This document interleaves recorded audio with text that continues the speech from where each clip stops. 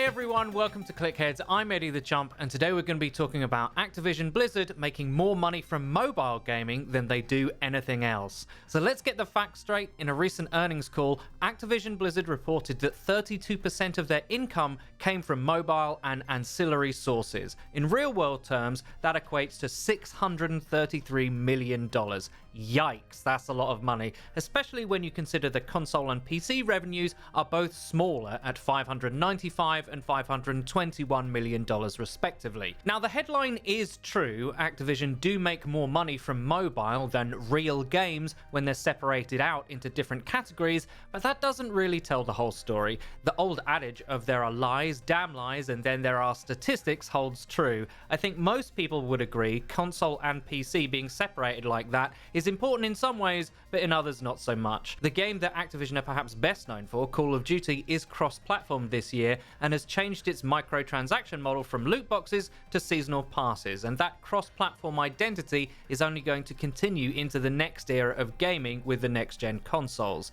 There are of course titles that are exclusive, but really the mobile revenue is still dwarfed by the combined numbers that represent a much truer picture of how games are actually consumed in the modern day. The argument you can make though is Activision Blizzard have been and are definitely pouring greater and greater resources into the mobile market. They paid an eye-watering $5.9 billion for the mobile giant King, which makes the famous saga-type games that are so ubiquitous on mobile platforms. Candy Crush, for example, is a cultural touchstone for a lot of people. An elder virgin like myself with my high refresh rate monitors and gaming chair doesn't play those games. I wouldn't sully myself by associating with a grey unwashed in such a disgusting way, but my partner, who I love very much, can quite often be found quietly playing away on her phone, quite content and oblivious to all the elements of those games that make proper gamers so mad. The shame of it. In fact, it's through this perspective of having a loved one play these games that my true elite opinions have somewhat softened. In this hardcore gamer, YouTube-centric space, mobile gaming monetization is seen as evil, and when it comes to being implemented into full-price AAA $60 games, it frankly is. But in its own space, where the games are free, even if they are hollowed out shells, people that play these games don't seem to mind paying small sums to keep the fun rolling, and that's precisely the point. Activision Blizzard know this, and that's why when they say, with the success of Call of Duty Mobile, which has an install base of 150 million people, let that sink in for a moment, 150 million people of that game installed, Overwatch has like 40 million by the way, that the success of Call of Duty Mobile highlights the opportunity for our other large franchises to reach hundreds of millions of new players as they expand onto mobile. They've even gone further to say, we're seeing that franchise familiarity and awareness matter. They matter fundamentally to the tune of hundreds of millions of people. When you reach out in the right way with franchises, they're willing to come in. So that's the level of opportunity we see. When asked directly about exactly what Activision Blizzard franchises might be coming to mobile, Cody Johnson, who is the company's president and chief operating officer, said, in terms of what we'll make, you might imagine we're looking at all our franchises. We want to do it where it makes sense. Now, we all know and understand how this corporate perspective has affected the company, and there's one example above all others that hit the gamer's zeitgeist in exactly the wrong way. Do you guys not have phones? Yeah, you guys all have phones, right? That's right, Diablo Immortal. Now, this game is likely to release this year, and it's kind of gone all quiet on the Western Front since the reception for the game's announcement went so spectacularly badly at BlizzCon in 2018. I have tried to think of exactly why gamers reacted so strongly, as I imagine have the Activision executives. To be fair, I haven't had to think that hard. Diablo Immortal came at a time when Diablo 4 was not even announced. Immortal, a mobile game, was seemingly given developer priority over a core experience, which is what that hardcore Blizzard audience wanted, and that's the rub. BlizzCon, which I've had the privilege of going to for the last 3 years covering Overwatch, is in essence a celebration of hardcore gamer culture for the Blizzard audience. There, they want to hear how Blizzard are making games for them, not their girlfriends, boyfriends, or partners to play on their phones. It's about identity, and whenever I or anyone else talks about this subject, this is what we're really dealing with. I made jokes at the beginning of this video about the great unwashed mobile gaming masses, and despite that being in jest, that sentiment is real for a lot of people. Whether that's fair or not is up for debate. What hardcore gamers don't want to hear is that their beloved franchises are going to be hoarded out, emptied, gutted for consumption, and bastardized into something completely different.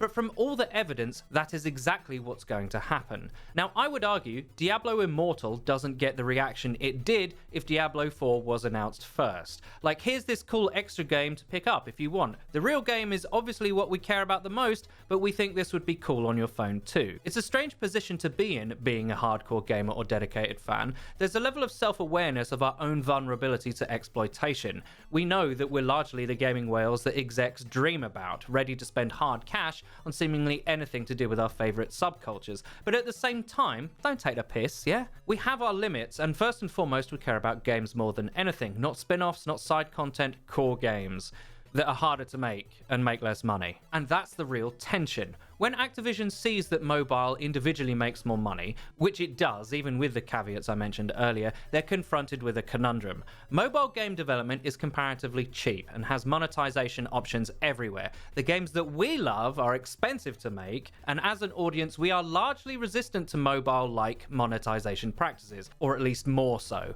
Would they rather work harder for less money, or use their cherished IPs to effectively print money from consumers who either don't know any better, or who just don't have the same values? I wonder which approach the shareholders of these giant companies think is the wisest. If you allow me to be blunt for a moment, I don't personally care that Activision makes so much money from mobile. I don't play those games because I'm not their intended audience. For many reasons, the thought of gaming on my phone just isn't something that appeals to me. So it follows that it doesn't actually matter if they make Call of Duty Mobile or Diablo Immortal to me. By the way, if you think there isn't a Warcraft mobile title coming, I think you need to read the tea leaves a little bit better. The only thing I truly care about is the worst practices of mobile gaming not ruining my core games, which they did quite badly for a number of years. Some would argue they still are. Fallout 76, anyone? To explore this idea, I want to talk about Black Ops 3 on PC, which to me was the best COD in many, many years. But the way that the new weapons were only available in loot boxes just killed that game for me. It made me legitimately upset. Now, the silver lining is, this year, even Activision seems to have learned their lesson. Modern Warfare has a battle pass system, which is not only much cheaper, but much better value for money. And I know it's popular to bash on Fortnite, but actually, the gaming market has a lot to thank Epic for. Yeah, their store sucks, and they're still a corporation capable of anti-consumer nonsense. But Tim Sweeney, who is one of Epic's co-founders, recently went balls deep on loot boxes. He said, when talking about their use in the industry, we have businesses that profit by doing their customers harm. Well, damn, Tim. He also said, talking about the industry at large, do we want to be like Las Vegas with slot machines, or do we want to be widely respected as creators of products that customers can trust? I think we will see more and more publishers moving away from loot boxes. Now, I would argue that it is directly correlated that Fortnite made all the money in the universe, despite not having loot boxes, that made other industry giants like Activision take them out of the latest Call of Duty. I think the link is clear, and what that says to me is, yeah, Activision will bastardize their own IP in the mobile space, for sure. That's unavoidable and a little bit sad. But the hardcore space might be insulated somewhat by market forces pulling in the other direction, which is all I, and I'm sure a lot of you, really care about. Think back to the numbers, Mason. What do they mean? 633 million versus 595 and 521, or well over $1.1 billion combined. I think we're safe for the meantime anyway. Let me know how you feel about all this in the comment section down below. I really hope you enjoyed the video. If you like the content on this channel, please hit that subscribe button and click the bell icon so you get notified when we upload. Until next time.